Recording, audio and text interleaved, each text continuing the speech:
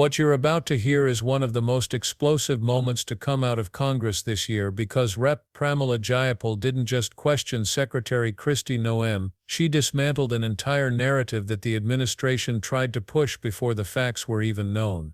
And the way she did it left the room frozen. It wasn't just a political disagreement, it was a direct warning about what happens when powerful officials try to rewrite reality while the cameras are still rolling. She didn't ease into it. She launched straight at the heart of the controversy: the Minnesota shooting, the video evidence spreading across the country, and the statements that came out of the administration within hours. I believe it's the gentlelady from Washington and then the gentlelady from California. The gentlelady from Washington is recognized. Thank you, Mr. Chairman. I oppose this bill, but I want to go back to what happened in Minnesota because I just think that this is so critical on so many different levels.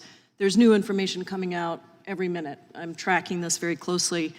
I want to enter into the record an article from the Washington Post entitled, "ICE Agent Was Not in Vehicle's Path When He Fired at Driver." I also want to enter into the record an article from the New York Times that is titled, "Minnesota Officials Say They're Being Blocked from Investigating Fatal ICE Shooting." Without objection. And the reason I think this is very important is because we have video footage that is being shown across this country about what happened in Minnesota when Ms. Good was shot 3 times by an ICE agent as her car was being turned to move away. And we also have immediately, not days later, immediately, the Secretary of Homeland Security, who has billions of dollars at her disposal, taxpayer dollars, who has been using ICE agents to kidnap and disappear people across our cities, including US citizens, by the way,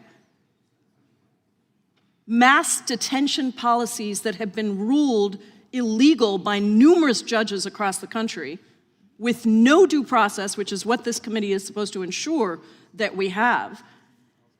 And that Secretary of Homeland Security, combined with the President of the United States, within hours, put out statements that were absolutely lies. And that's coming out now with all this video footage.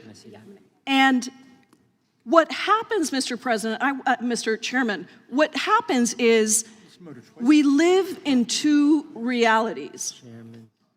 We here in Congress are living in 2 realities, where we have one reality of what's happening to the American people. Healthcare is being stolen. We're invading Venezuela without authorization from Congress. Congratulations to the Republicans in the Senate who voted for the War Powers Resolution where it passed in the Senate on Venezuela.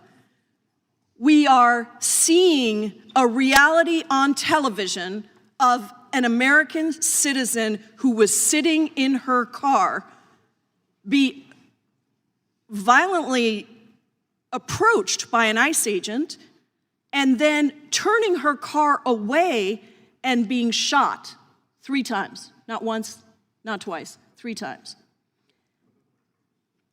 When you have the President and the Secretary of Homeland Security now give an alternate reality to what happened, what you do is you undermine any trust that may have existed in the United States government, because that's who's saying these lies. And when you undermine the trust, and maybe this is the proposition that my colleagues across the aisle are okay with, I don't know. But when you undermine that kind of trust in our government, in our democracy, that is when you have lawlessness. And look, this isn't the first time. January 6th happened. I was in that gallery when January 6th happened. I couldn't walk, I had a cane, I just had a knee surgery, and I was one of the last people to be let out of the gallery. And to tell me that that didn't happen, that that was not a violent insurrection incited by the President of the United States, confirmed by a special counsel that he was absolutely trying to steal that election, is not just a disservice. That's too mild of a word. It is fundamentally undermining people's faith in government. Because when I see these articles that say ICE agent was not in the vehicle's path when he fired at the driver, and that is directly contradictory to what the President of the United States has said, how can we accept anything from this government, from this administration? He wants to set up an offshore account for Venezuelan oil that we sell, and I don't know, is he going to control that account? I have no idea. But I am deeply disturbed about this killing, about the lack of accountability from this committee, about the fact that members on the other side are defending this killing.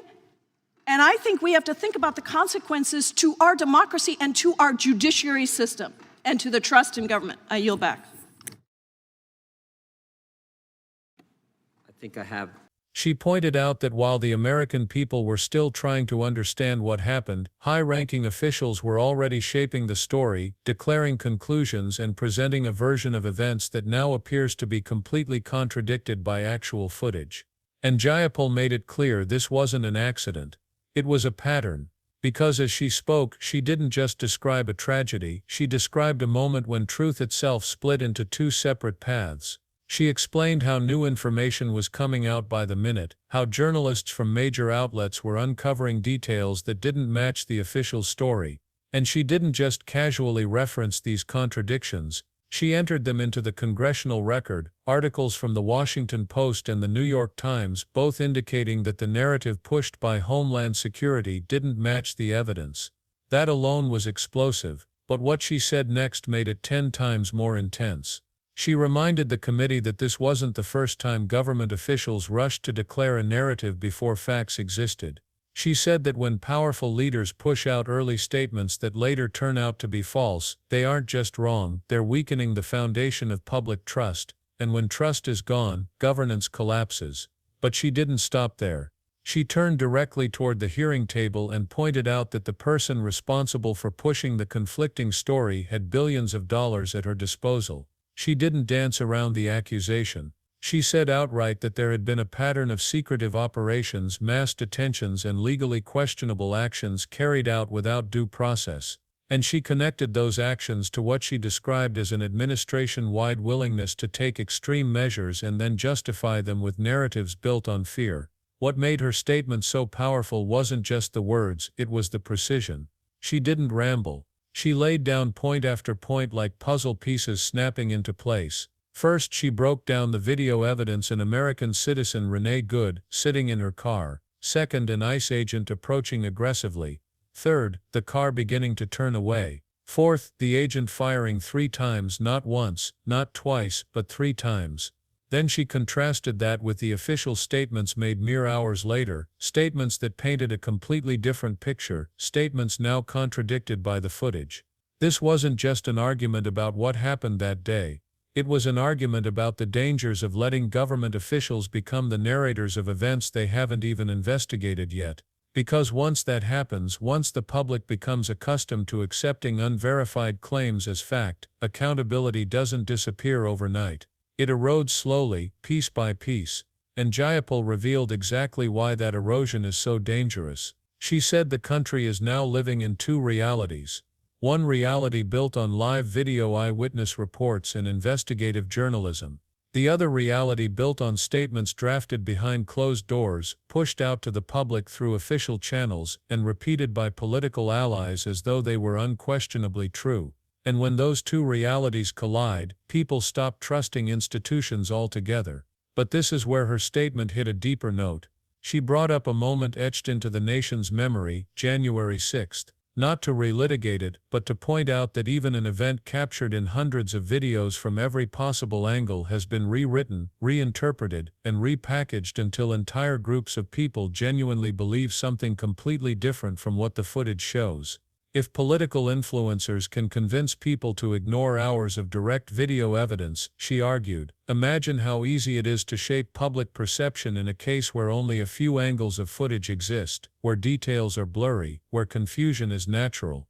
This was her warning: once the public loses its grip on objective truth, once facts become negotiable, democracy becomes unstable. She talked about how fear can be weaponized. She described how mass detention policies had already been struck down by courts for violating due process. She pointed out how quickly the Minnesota shooting was labeled a kind of domestic threat before anyone had confirmed what happened, and she suggested that political narratives built on fear are often used to justify greater power, more control, and less transparency.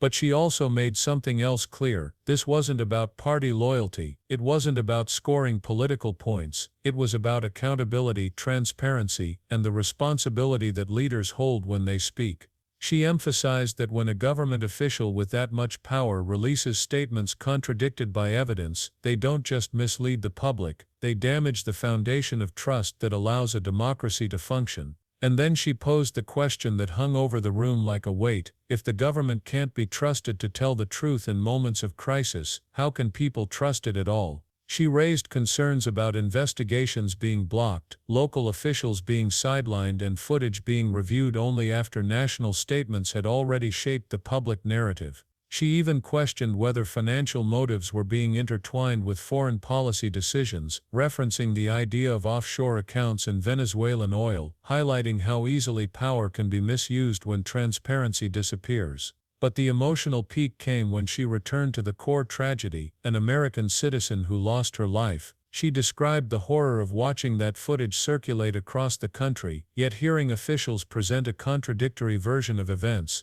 She said that when the government itself becomes the source of misinformation, trust collapses, confusion spreads, and the public begins to feel as if they're living in a country where truth is optional. And that isn't just a political problem, that's a democracy problem.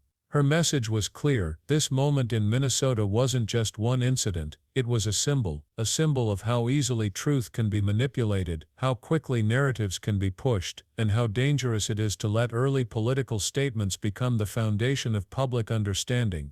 She ended with a stark warning: if trust continues to erode like this, the system will break long before anyone notices it happening. Because once truth becomes negotiable, accountability disappears. Once accountability disappears, power becomes unchecked. And once power becomes unchecked, democracy doesn't crumble in a dramatic moment, it corrodes quietly, one narrative at a time. If this breakdown opened your eyes or helped you see the bigger picture behind the headlines, make sure you hit that subscribe button, turn on notifications, and drop a comment below. Your engagement helps more people find this kind of deeper analysis without the noise, without the partisanship, and without the misinformation. And if you want more videos that cut through the confusion and break down what's really happening, share this one so others can understand the full story too.